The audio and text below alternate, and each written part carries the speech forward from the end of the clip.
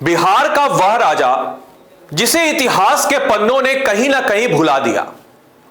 ऐसे अनेकों राजाओं से हमारा बिहार राज्य, यहां पे ऐसे अनेकों राजाएं रहे जिन्होंने हमारे राज्य पे राज किया, लेकिन उनको इतिहास में वो जगह नहीं मिल पाई जिसके वह हकदार थे। तो दोस्तों, आज हम लोग बात करने वाले हैं बिहार के ऐसे ही पराक्रमी राजा के बारे में जिन्होंने ना सिर्फ बिहार की धरती जबकि पूरे के पूरे भारतवर्ष में अपना एक इंपैक्ट दिया, और वो है आपके पुष्यमित्र शुंग। जी हां दोस्तों, नाम आपने इनका कभी ना कभी कहीं ना कहीं जरूर सुना होगा। वो शख्स थे जिन्होंने वापस से ब्राह्मणिज्म सेक्ट को जीवित किया। ये वो शख्स है जिसने, एक समय की बात है जब पाटलिपुत्र तक जो बाहरी युवानी ताकतें थी, जो बाहर से ताकतें आई थी, पाटलिपुत्र तक पहुंच चुकी थी, लेकिन इन्होंने पाटलिपुत्र से उनको बचाया।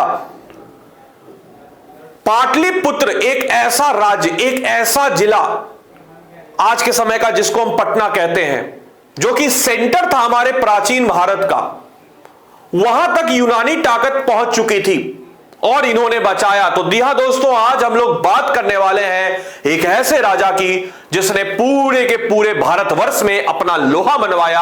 आज भले ही हम उनको कहीं ना कहीं भूल रहे हैं, लेकिन आज हम लोग बात करेंगे पुष्यमित्र शुंग की। तो दोस्तों, बात हो रही है मौर्य साम्राज्य के समय की। मौर्य साम्राज्य अपने चरम पे पहुंच चुका था। भारत में पहली बार साम्राज्य और भारत का पहला साम्राज्य मौर्य अपने चरम पे पहुंच चुका था अशोक के समय। लेकिन अशोका के बुद्धिज्म के अपनाने के बाद, जब उन्होंने 261 ईसा पूर्व में बुद्धिज्म को अपनाया, फिर कहीं ना कहीं जो धर्म का कॉन्सेप्ट था, उसके बाद मौर्य साम्राज्य के जो राजा हैं उन्होंने हिंसा को त्याग दिया। इससे फायदा तो हुआ ही, लेकिन नुकसान एक ये हुआ कि शक्ति प्रदर्शन में कहीं ना कहीं जो मौर्य साम्राज्य की जो ताकत थी वो कहीं ना कहीं अब समाप्त हो रही थी। धीरे धीरे जितने भी छोटे छोटे राज्य थे वो इंडिपेंडेंट रूल हो गए, अपने आप को आजाद घोषित कर लिया। एक समय ऐसा आया था जब मौर्य वंश के आखिरी राजा बृहद, उनके समय तक चीजें इतनी बद से बदतर हो चुकी थी कि बाहरी ताकत वो पाटलिपुत्र तक पहुंच चुकी थी, और उस समय में आपके उदय होता है पुष्यमित्र शुंग का। अशोक की मृत्यु के बाद जितने भी छोटे छोटे प्रांत थे उन सबों ने अपने आप को आजाद घोषित कर लिया, और एक ऐसा दौर था जिस दौर में बहुत सारे छोटे छोटे राजनीतिक दल, राजनीतिक आपके जो क्षेत्र हैं उनका उदय हुआ। और उसी बीच में मगध पे राज कर रहे थे मौर्य वंश के आखिरी राजा, जिनका नाम था आपके बृहद। और बृहद के समय ही पुष्यमित्र शुंग जो थे वो इन्हीं के दौरान इन्हीं के लिए काम करते थे, इनके मंत्री थे। और ये वो शख्स थे जिन्होंने आपके बृहद की हत्या करके शुंग वंश की स्थापना की। उज्जैन क्षेत्र से ताल्लुकात रखने वाले ब्राह्मण परिवार के मौर्यों के अधिकारी के रूप में काम करते थे। इनकी राजधानी विदिशा, आज के प्रेजेंट डे का आपके भोपाल के पास आपको नजर आ जाता है। इनके समय में यूनानियों ने, मैंने जैसे ऑलरेडी आपको बताया कि पाटलिपुत्र तक चढ़ाई किया और कुछ समय तक पाटलिपुत्र पे राज भी किया। आप समझ सकते हैं कि एक मौर्य साम्राज्य जिसने पूरे भारतवर्ष में राज किया, आज यूनानी ताकतें आकर के पाटलिपुत्र उनकी राजधानी पे अपना वर्चस्व साबित कर रही है। और इन्होंने सबसे पहले यूनानियों को खदेड़ किया और वापस से मगध को रिवाइवल किया। ये वो शख्स थे जिन्होंने कलिंग के खारवेल के खिलाफ एक अभियान भी लड़ा और जिसने उत्तर भारत पर आक्रमण भी किया। पुष्यमित्र शुंग ऐसे शख्स थे जो कि आपके फॉलोअर थे ब्राह्मणवाद के। ब्राह्मणवाद जो कि आपके कहीं ना कहीं आपके डिक्लाइन पे चला गया था अशोक के बुद्धिस्ट को अपनाने के बाद, वो वापस से रिवाइवल होता है जब हम देखते हैं कि 2 अश्वमेध यज्ञ करवाते हैं। अश्वमेध यज्ञ वही राजा करवा सकता है जिस राजा की शक्ति पराकाष्ठा पे पहुंच चुकी हो, जिस राजा ने सब कुछ जीत लिया हो अपने आसपास के क्षेत्र को और चैलेंज कर रहा हो, ओपन चैलेंज की जो भी ताकत मेरे सामने आएगी मैं उससे लड़ने के लिए तैयार हूं।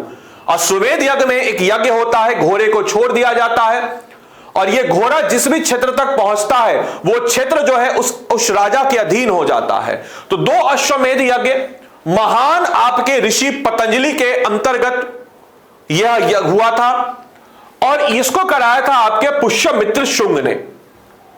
बुद्धिस्ट स्रोत हालांकि इनको बौद्ध मठों के विनाशक के रूप में कहलाता है, क्योंकि इन्होंने मतलब कि कहा गया कि भाई जब ऑब्वियस सी बात है ये महज हालांकि एक जेलसी हम कह सकते हैं, क्योंकि अगर हम लोग बात करते हैं पुष्यमित्र शुंग के अन्य स्रोतों के अनुसार तो हम देखते हैं कि बुद्धिज्म को यह पैट्रोनाइज करते थे, यानी कि अपनाते थे, तो बौद्ध कला का संरक्षण इन्होंने दिया। लेकिन बुद्धिस्ट स्रोत जो है इनको बताता है कि यह विनाशक के रूप में, और शायद यही कारण है कि इतिहास में इनको उपाधि या हम कह सकते हैं जो ये डिजर्व करते थे वो चीज इनको नहीं मिल पाया जिसके ये हकदार थे। इसके अलावा बहरूद और सांची जो है ये स्तूप जिनको इन्होंने रेनोवेट करवाया, और इसके बाद इस वंश के अगले राजा आते हैं अग्निमित्र। ये वही अग्निमित्र थे, आपको बताते चले, ये वही अग्निमित्र थे जो कि हीरो थे किसके, कालिदास के ड्रामा मालविकम मित्रम के हीरो, वही अग्निमित्र। इन्होंने 8 वर्षों तक आपके रूल किया, इस चीज को आप लोग को ध्यान में रखना है।